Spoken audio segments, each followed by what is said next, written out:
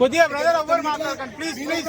మాకు చెప్పాలి పరిష్కారం ఏంది, నా పిల్లల బతికి ఏంది, నా లైఫ్ ఏందని చూపెట్టాలి. మాకు ఏందనేది మాకు న్యాయం జరిగేంత వరకు మేము ఇక్కడనే కూర్చున్నాం. We want justice. We want justice. We want justice. We want justice. We want justice.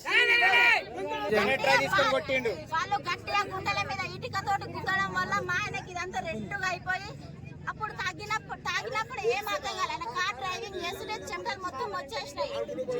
చెమటలు మొత్తం వచ్చేస్తుంటే అంబులెన్స్ కాల్ చేసి అట్లా తీసుకుపోయినాం సార్ మేము. అది శ్వాస రక్తం గడ్డగట్టిపోయిన గుద్దడం వల్ల హార్ట్ బీట్ అందక బ్లడ్ సర్క్యులేషన్ కాక ఆయన శ్వాస అందక చనిపోయిండు. సగం షేరు కూడా దాటిన వల్ల చనిపోయిండు.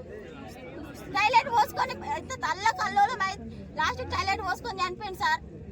అంత అవస్థ పెట్టి చంపారు మా ఆయనని. మీరేం కోరుకుంటున్నారమ్మా? పరిష్కారం ఏందో చూపెట్టాలి. నాకు ఏం జరిగిన వాళ్ళే బాధ్యులు. ఇప్పుడు నాకు చిన్న పోతుడి నా బైక్ గుద్దిపోయిన వాళ్ళే బాధ్యులు. అదన్నీ రాసియాలి రాతపూర్వకంగా. బాండ్ మీద నా పిల్లలకి ఏం పరిష్కారం చేస్తారు, నా లైఫ్ ఏంది, మా ఆయనని ఎట్లా చంపారు, అన్నిట్లకు పరిష్కారం కావాలి. వాళ్ళకి శిక్ష తప్పకుండా పడాలి. శిక్ష మాత్రం కంపల్సరీగా ఉండాలి. నాకు పరిష్కారం ఏందో చెప్పాలి.